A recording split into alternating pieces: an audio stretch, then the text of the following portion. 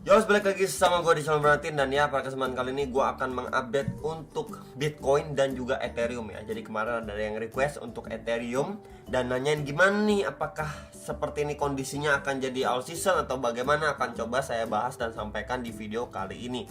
Oke, jadi kemarin sudah saya update untuk si Bitcoin dan juga Zilliqa. Sebelumnya ada Uniswap, CHZ juga sudah saya update gitu teman-teman ya.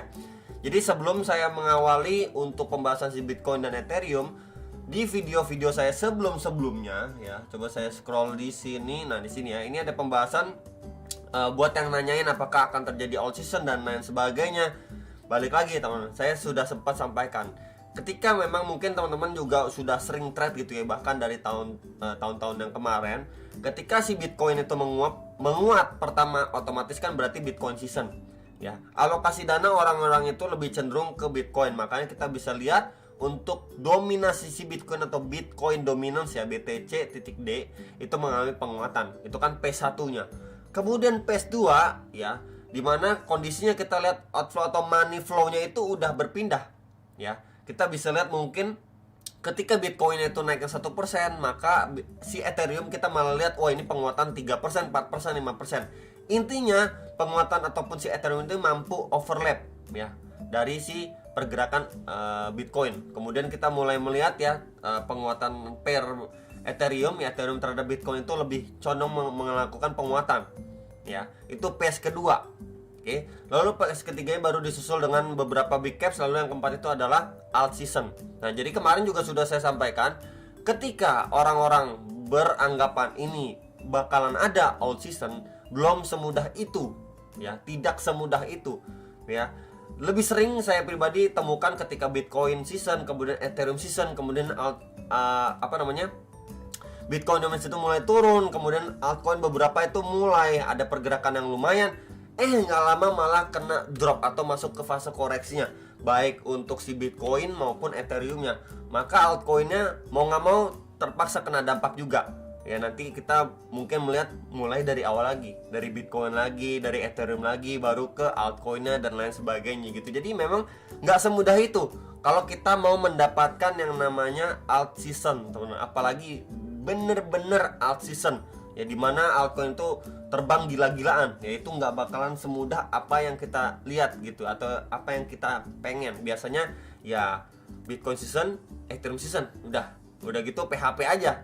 Nanti mulai lagi Bitcoin season, Ethereum season, altcoin naik dikit atau lumayan ada pergerakan, udah masuk koreksi lagi dan pesta bubar dan lain sebagainya gitu. Jadi itu sedikit reminder aja buat teman-teman sekalian. So ya, ini kita bahas untuk si Bitcoin secara daily time frame. Jadi terakhir ketika dia udah kena reject, memang ekspektasinya itu dia koreksi sampai ke kisaran sini ya. Ketika memang dia tidak mampu bertahan atau reclaim terhadap key level di box hijau ini, itu adalah kisaran $30.000. Oke, target penurunan udah tercapai dan ketika dia retest di sini nggak adanya pemantulan yang signifikan, maka the nextnya lagi ya kita bisa pantau di sini. Yang sebelumnya berfungsi menjadi area support and resistance pada pergerakan sebelumnya di box kuning di sekitar 26.400 sampai 26.900-an dolar untuk si Bitcoin secara daily time frame. Maka kita bisa lihat ya, terakhir kali ini 1, 2, 3 red candle, belum adanya pullback. Mungkin kalau pullback itu cuman bisa ataupun ya adanya indikasi ya kenaikan untuk create yang namanya lower high, kemudian untuk melanjutkan penurunannya. Jadi tinggal kita lihat aja, either dia memang dia one push untuk koreksi sedikit ke sini lagi before dia nanjak untuk korektif ya, create yang namanya lower high, kemudian melanjutkan penurunannya ngetes ke $25.000. Oke. Atau malah dari area sini ya, dia perlahan untuk mantul naik dulu aja, ngetes bagian atas before dia melanjutkan penurunannya untuk si Bitcoin secara daily time frame.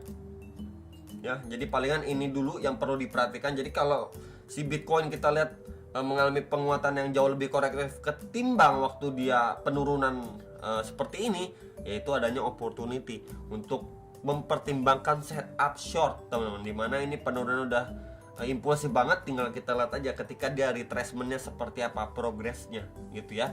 Kemudian kalau kita lihat ini kan untuk si Bitcoin secara daily ya, udah clear ya teman-teman beberapa areanya, dan ya next area targetnya juga sudah saya sampaikan. Nah, ini kalau si Bitcoin secara hourly khususnya 4 jam Sebelumnya ini sempat saya bahas juga, bergerak di dalam sebuah channel, and then ya dia udah terbreakdown teman-teman. Dan ini ada beberapa target saya tandain secara hour lagi gitu biar lebih detail lagi. Dan ya ini sempat dites ya di area sini. Ini sempat dites mantul sedikit gitu ya, mantul naik sedikit ke 28.300-an. Kemudian dia cuma retest aja ke support resistance sebelumnya. Kemudian mendapatkan rejection lagi, strong lagi nih teman-teman ya. Bahkan red candle lumayan panjang. Dan sekarang ini precisely ketahan di kisaran sini nih. Tuh ya. Kita bisa lihat anteng di sekitaran sini. Pas banget. Ya di sekitar 27.200-an dolar lah. Jadi yang perlu kita lihat adalah apakah memang posisinya sama seperti ini. Ya dia nggak ada kenaikan atau pemantulan yang signifikan. Sifatnya di sini cuma satu aja, mungkin naik sedikit, kemudian lanjut turun lagi. Maka kalau ini yang terjadi, next area di sini, area targetnya di sekitar 26.400-an sampai 26.600-an dolar. Ya menjadi next target yang menurut saya ya masuk akal banget lah ketika memang dia lanjut turun lagi ngetes bahkan kisaran situ. Kita belum lihat adanya pullback atau retracement yang lumayan, dimana kalau kita lihat di time frame 4 jam pun pemantulannya itu cenderung tipis-tipis saja, kok kecil-kecil nih di sini.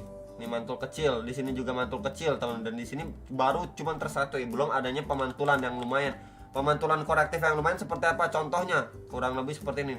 Nah, ini pemantulan korektif yang lumayan.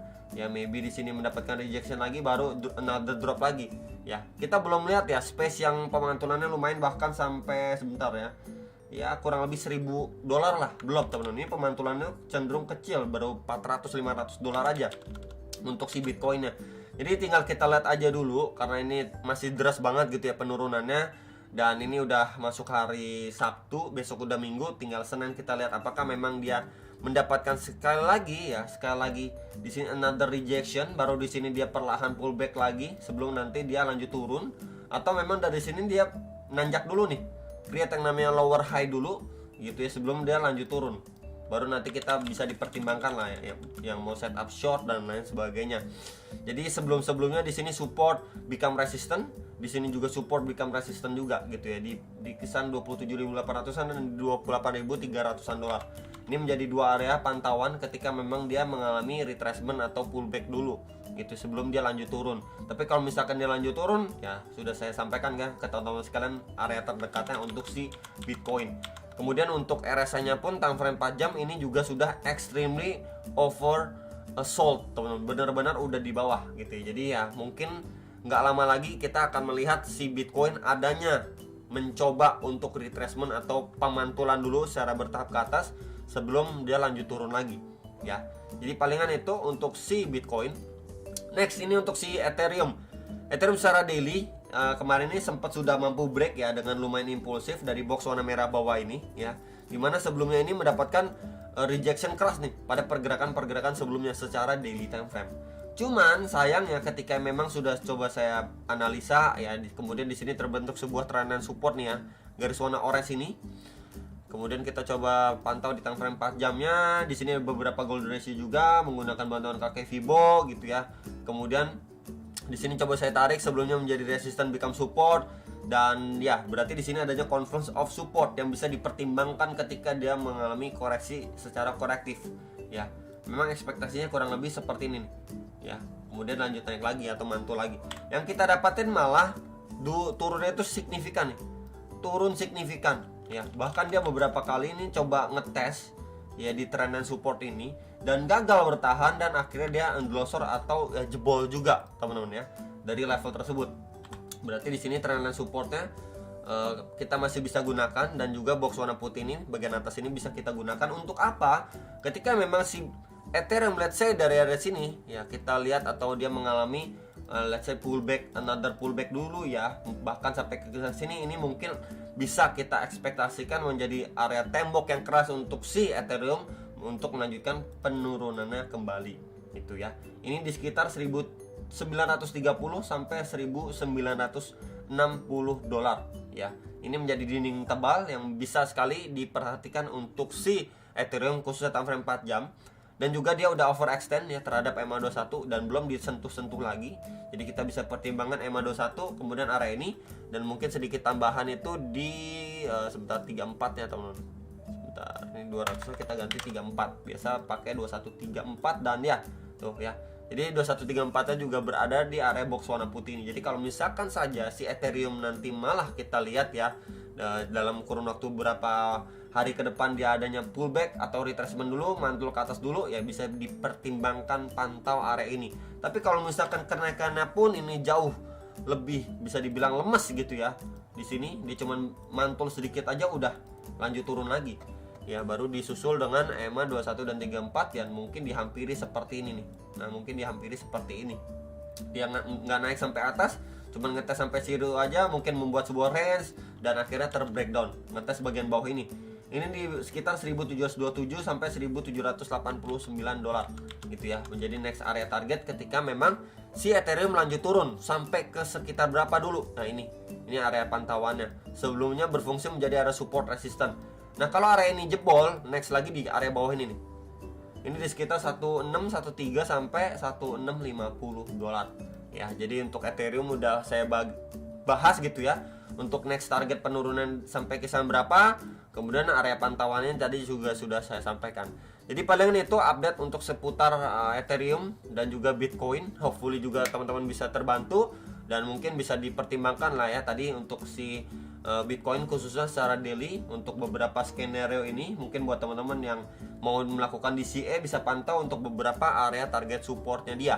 Itu aja dari saya. Selamat berlibur buat semua-semuanya dan sampai jumpa untuk next video. Salam profit.